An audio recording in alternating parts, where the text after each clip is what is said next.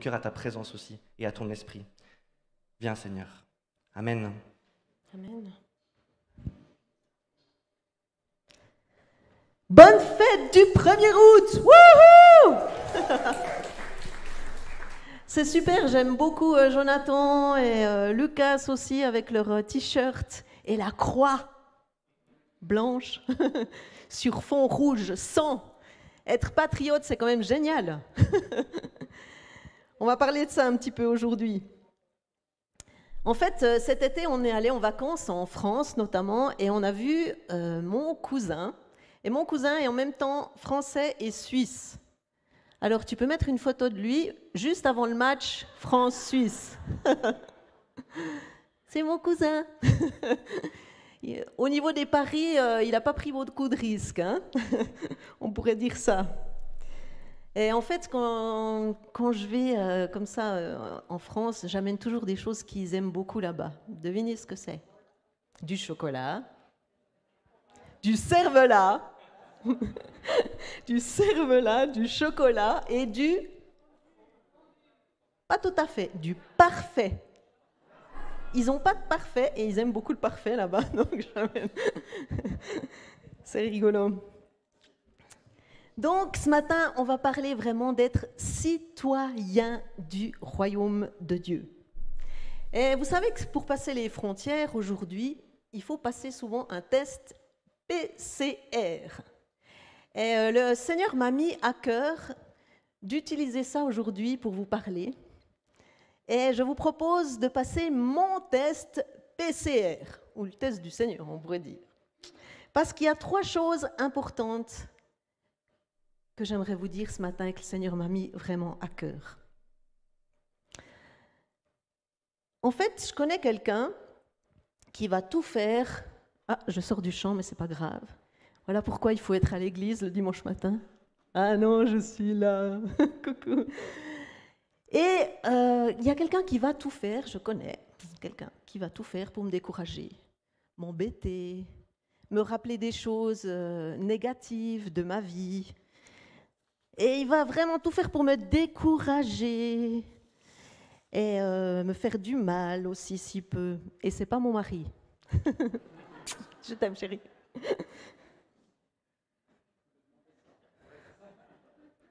J'ai pris une petite chose ici, enfin plutôt grande, hein, n'est-ce pas? Ça a l'air mignon comme ça. Enfin, ça dépend pour qui. Mais vraiment, c'est en peluche. Hein. Donc, mais des fois, c'est vraiment sournois. C'est quelqu'un de sournois. De sournois. Qui va toujours essayer de me pousser d'un extrême à l'autre pour m'écarter du chemin du Seigneur. Toujours. Alors que Dieu veut le meilleur pour moi, qui veut vraiment des bénédictions, eh bien lui, le diable, puisque c'est lui, veut toujours détruire, voler, déprimer, décourager. Il va s'acharner durant toute notre vie, en fait, à venir nous susurrer des choses à l'oreille. Sabrine, c'est moi. Tu es nulle. Tu n'arriveras jamais. Ça va pas. N'est-ce pas? Ça vous dit quelque chose, ça, ces petits mots qui viennent ici? Tu pries. Même si tu pries, ça se passe pas comme tu veux. Vous avez de ces petites voix des fois? Il veut vraiment que je me sente tout le temps accusée, blessée, que j'ai de l'offense qui m'énerve et qui va amener quelque chose de négatif. Parce qu'il déteste Dieu et tout ce que Dieu a créé. Donc moi, toi, nous. Et ce qu'il va faire aussi, certainement, pour nous empêcher d'être libres et d'accéder à ce que Dieu veut, il va toujours mettre en doute. Toujours, toujours. Est-ce que c'est vraiment Dieu qui a parlé? Est-ce que c'est vraiment Dieu qui t'a donné des bonnes choses, qui te fait que tu te sentes bien aujourd'hui? C'est peut-être juste des pensées positives, psychologiques. Vous connaissez ça? On se remet en doute, on dit, est-ce que Dieu, vraiment? Et c'est ce qu'il fait l'ennemi, vraiment, c'est ce qu'il fait. Il va mettre en doute dans tout ce qu'on a vécu avec Dieu, et surtout dans les moments difficiles. Dans les moments difficiles. Dès le début de la Bible, on voit Satan user de la parole pour confondre les pensées d'Adam et d'Ève. Il les trompe. Et Shekinah a lu quelques passages dans Genèse la semaine passée. Le serpent met tout en doute. Dieu a-t-il vraiment dit qu'il ne faut pas manger de l'arbre de la vie? Mais non. C'est pareil. C'est pareil. Ève et Adam vont suivre ses conseils. On peut le voir dans Genèse 3, 8 à 9.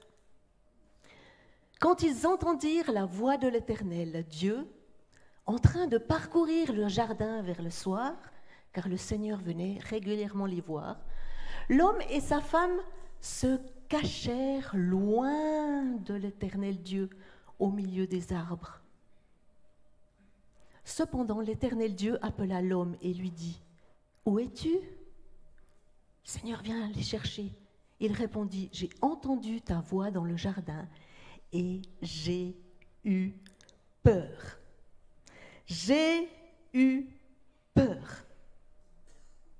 Moi, je me demande pourquoi ils n'ont pas attendu, en fait, ce moment-là.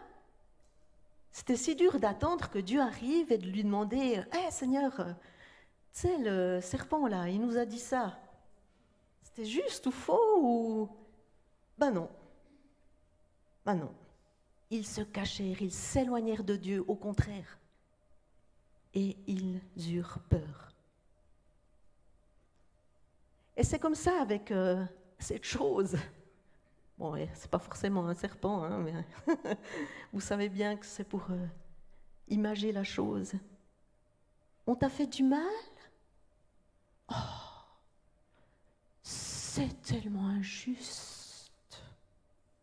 Il faudrait plutôt que tu te venges. Ça ira mieux.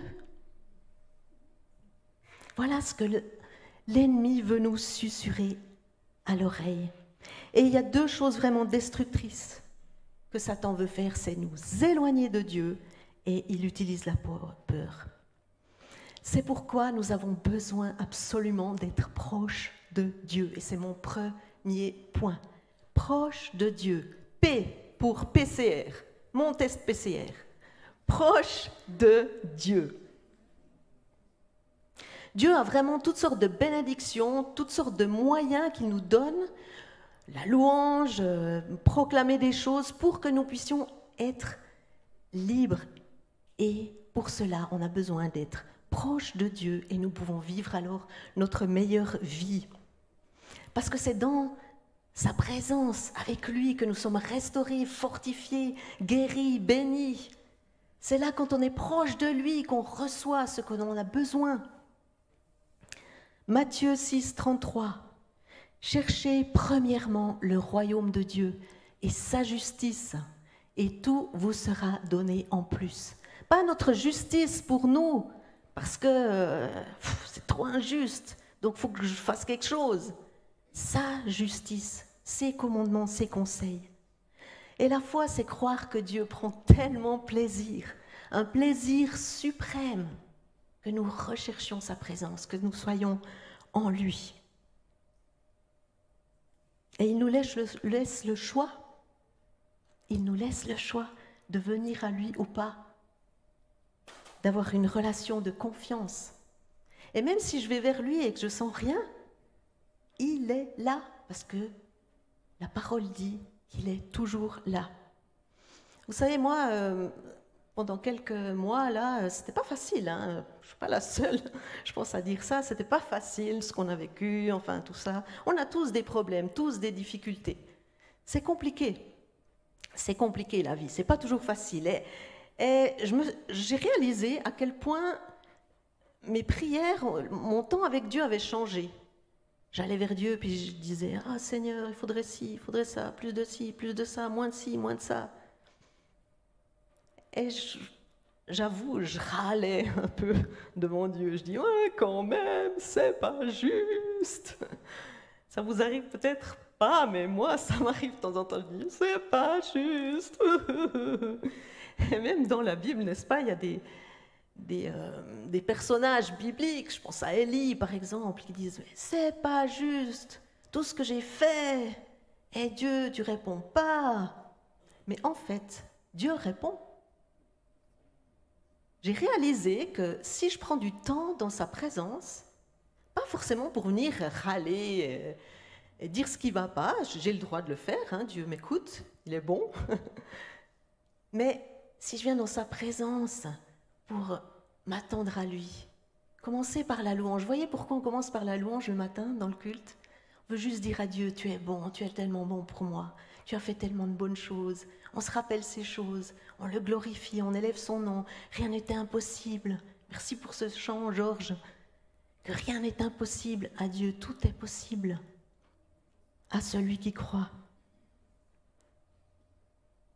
Et même si j'ai des questions précises auxquelles il ne répond pas, dans sa présence, j'ai réalisé que Dieu me fait la grâce, que ça va. Ça va.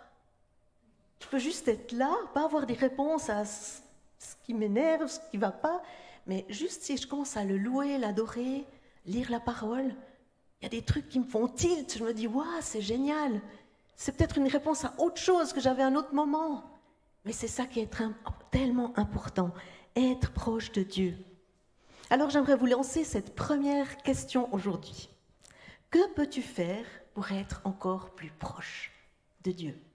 Proche, plus proche. Qu'est-ce que tu peux faire? Est-ce que juste c'est simplement prendre un temps avec lui? Parce qu'il y a longtemps que tu n'as pas pris de temps. Est-ce que c'est de demander pardon? De faire des choses, tu sais que c'est pas quelque chose que Dieu aime, de repentir de choses peut-être. Est-ce que c'est changer ta façon de prier en commençant par la louange, l'adoration, la reconnaissance, même si tu as plein de choses à dire à Dieu qui ne vont pas, tu peux toujours le faire, mais proche de Dieu. Qu'est-ce que je dois changer pour être proche de Dieu? Voilà ma première question. Parce que Satan n'aime pas du tout qu'on soit proche de Dieu. Parce qu'il peut moins avoir d'emprise sur nous, de moins en moins. Parce que sa parole est bonne, elle remplit nos cœurs, elle nous remplit. Et il ne peut plus rien faire. Donc en tant que citoyen du royaume de Dieu, on est proche de Dieu pour le P de PCR. Pour le point 2, donc le C, j'ai pensé à la culture du royaume. Qu'est-ce que je peux faire en attendant? En attendant ce que j'attends. J'attends une délivrance, j'attends une guérison, j'attends que Dieu me parle, j'attends la femme de ma vie, l'homme de ma vie, j'attends de pouvoir changer de job, parce que là où je suis, c'est pas bien. Qu'est-ce que je peux faire en attendant? Si nous connaissons Dieu, nous allons réaliser qu'il ne veut pas qu'on vive juste comme on vit d'après nos propres sentiments. Dieu est amour. Et il aimerait qu'on vive un autre level, un autre niveau, parce qu'on le connaît, c'est différent, il est en nous. Dieu a mis en nous, à notre nouvelle naissance, des petites graines qui s'appellent amour, foi, bonté, bienveillance, maîtrise de soi. Et toutes ces choses, c'est des petites graines qu'il met et il nous demande de nous en occuper, comme pour les talents.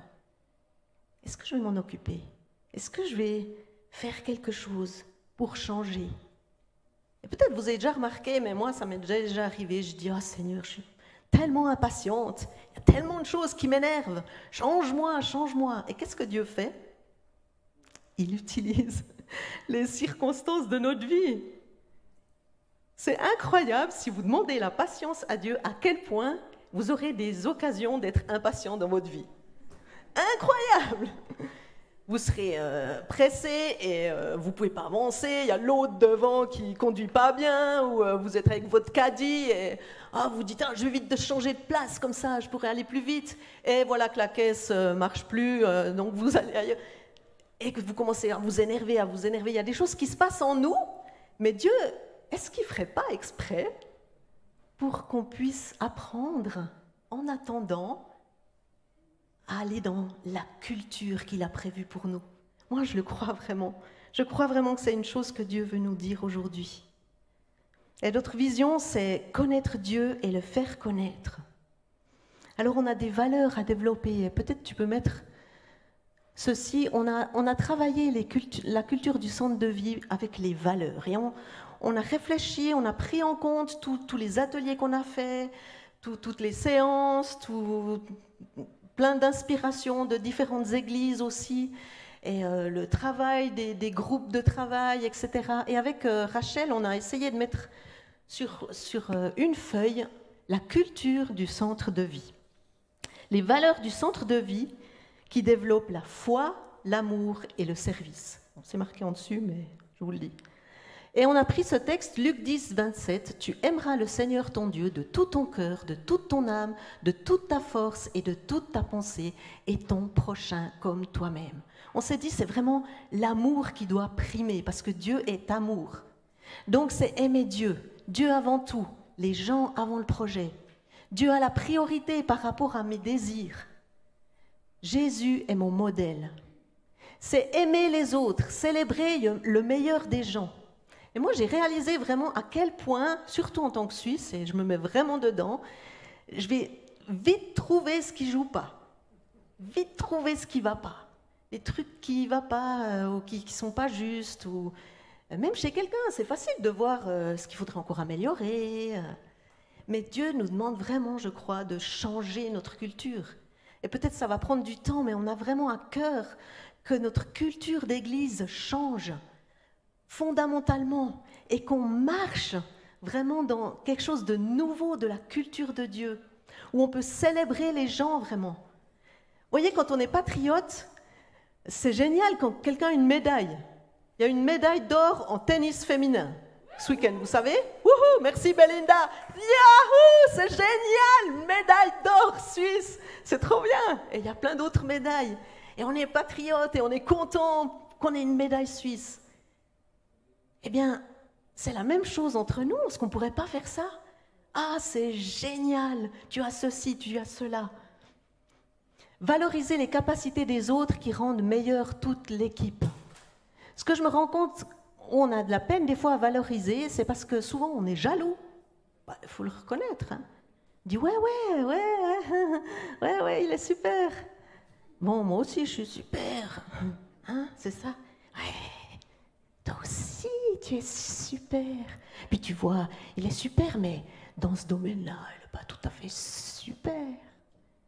Ah! Non! Et non, célébrons.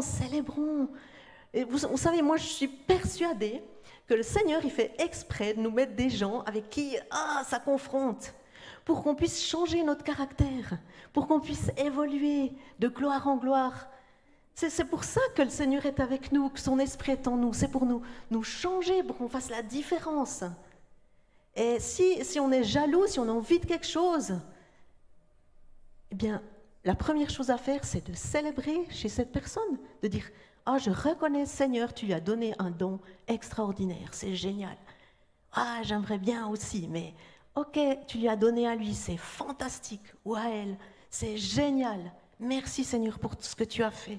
Merci beaucoup. » Et ensuite, peut-être le Seigneur va te l'accorder.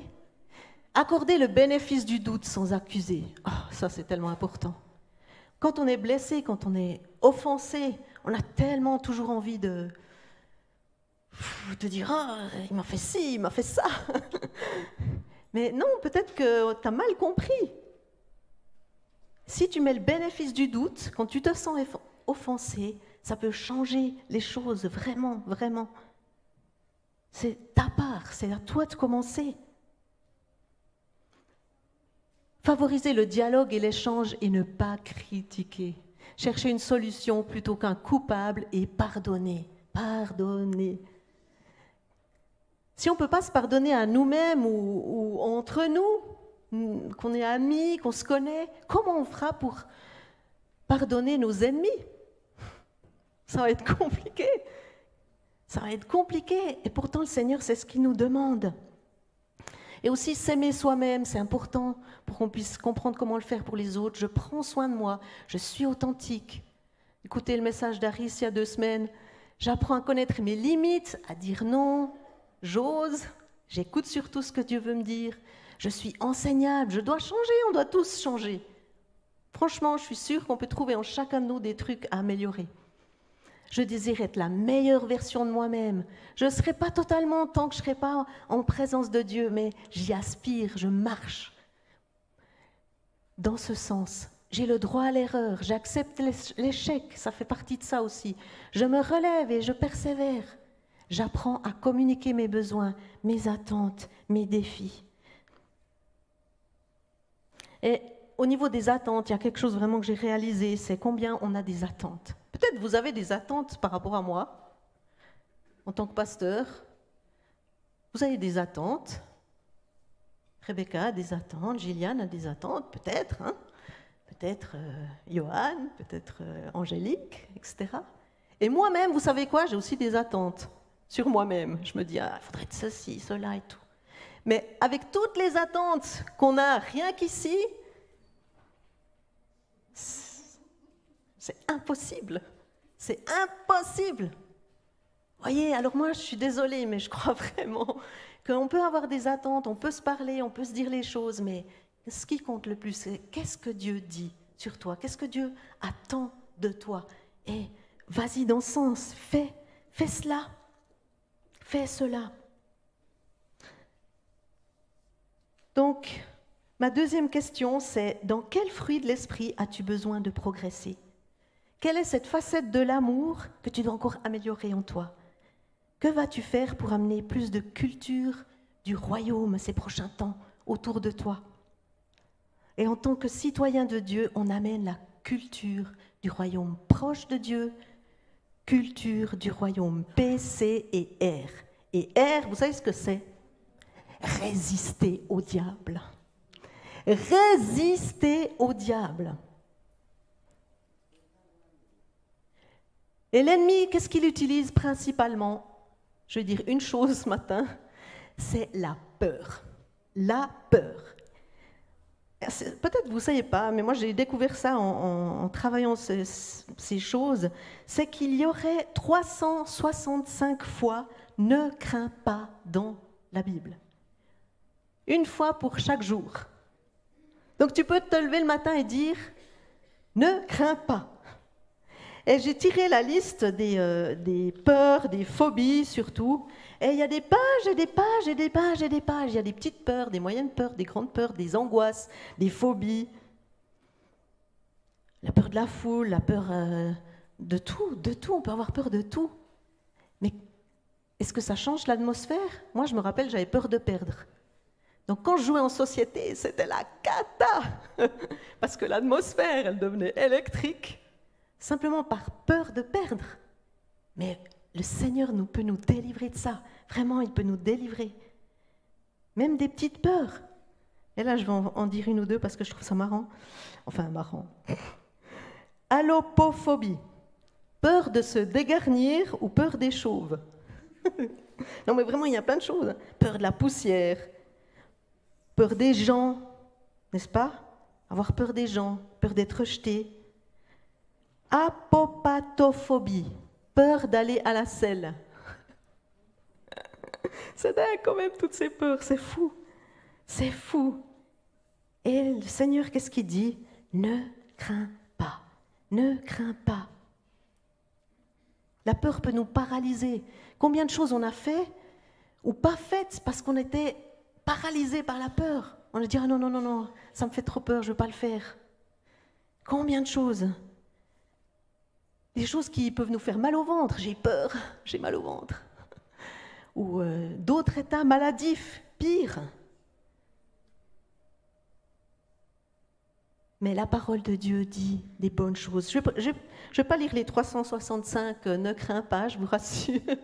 Mais j'aimerais juste prendre un ou deux versets, par exemple dans Ésaïe 41, 10. Ne crains pas, je suis avec toi. Ne promène pas des regards inquiets, car je suis ton Dieu. Je te fortifie, je viens à ton secours. Je te soutiens de ma droite triomphante. Deutéronome 31, 6. Fortifiez-vous et ayez du courage. Ne craignez point et ne soyez point effrayés, car l'Éternel, ton Dieu, marchera lui-même avec toi. Il ne te délaissera pas, il ne t'abandonnera point. Et aussi, si Dieu est pour nous, qui sera contre nous? Romains 8, 31. Donc tous les matins, lève-toi et dis, je ne craindrai pas, même si tu as peur. Parce que souvent, on réfléchit et on met de l'importance sur ce qu'on ressent au lieu que sur ce que Dieu dit. Ne crains pas. Jacques 4, 7. Soumettez-vous donc à Dieu. Soumettez-vous à Dieu, c'est lui votre délivrance. Résistez au diable et il fuira loin de vous.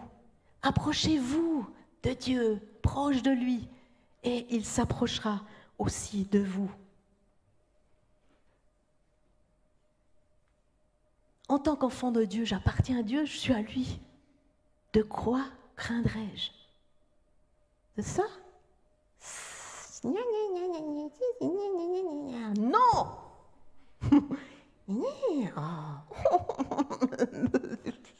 Non! Voyez ce qui se passe? Non, va-t'en. Va-t'en, je ne t'appartiens pas. Je ne suis pas à toi. Je suis au Dieu Tout-Puissant, qui est avec moi, qui m'aime, qui me conduit, qui me soutient, qui me fait du bien. Je te résiste, Satan, et tu dois fuir loin de moi, parce que Dieu est ma délivrance, parce que Dieu est bon, parce qu'il me remplit, parce que quand je viens dans sa présence, je peux lui dire merci pour tout ce que tu as fait pour moi. Et si même j'ai plus d'idées, je peux regarder dans la Bible et je vois toutes ces belles choses que tu as préparées d'avance, tous ces dons surnaturels que tu veux utiliser à travers moi. Je ne craindrai pas, je suis à toi, Seigneur. Donc vous l'avez compris, mon test PCR ce matin, c'est 3 choses. C'est proche de Dieu. Qu'est-ce que je peux faire comme pour être plus proche? La culture du royaume, qu'est-ce que je peux faire pour amener cette culture? Et résiste au diable. Donc dans cette 3e et dernière question, de quoi as-tu peur? Qu'est-ce qui te paralyse? Qu'est-ce qui t'empêche de faire des bonnes choses? Qu'est-ce qui t'handicape? Qu'est-ce qui torture tes pensées? Quelle est la peur qui t'empêche d'avoir de bonnes relations saines? Dieu est notre délivrance. Dieu est notre délivrance. Prenez juste un instant maintenant pour fermer les yeux. Rappelez-vous les bontés de Dieu pour vous. Oh Seigneur, t'es tellement génial. Regarde mon cœur, Seigneur, mets en lumière ce que tu veux changer. Je suis d'accord, je me soumets à toi. Révèle ses craintes. Je veux être libre. Je vais être utilisé par ton esprit de plus en plus, de mieux en mieux. Remplis-moi de ton esprit, remplis-moi de ton amour. Fais-moi connaître qui tu es, parce que tu es amour. Et si tu me remplis, l'amour bannira toute crainte. Viens nous aider, Seigneur. Viens nous aider. Rends-nous vulnérables, authentiques. Remplis-nous de toi. Mets en lumière et sois glorifié au travers de ma vie, dans l'Église, dans le monde, avec mes collègues, dans ma famille. Je ne suis pas parfaite, mais tu m'aimes quand même, quoi qu'il arrive. Et tu me rejetteras jamais. Des fois, nous, on a envie de ça, hein, on a envie de dire « Ah, il m'a fait du mal, faut pas que j'aille vers ces gens, c'est toxique. » Ça peut arriver, hein. Je pense qu'il y a des moments dans nos vies, c'est possible, qu'on doit s'éloigner et s'approcher de Dieu encore plus et se protéger. Mais ce n'est pas la finalité. Honnêtement, ce n'est pas la finalité. Moi, je veux être partout là où Dieu me veut. Même dans les lieux toxiques, parce que je souhaite que Jésus brille au travers de moi et qu'il fasse son œuvre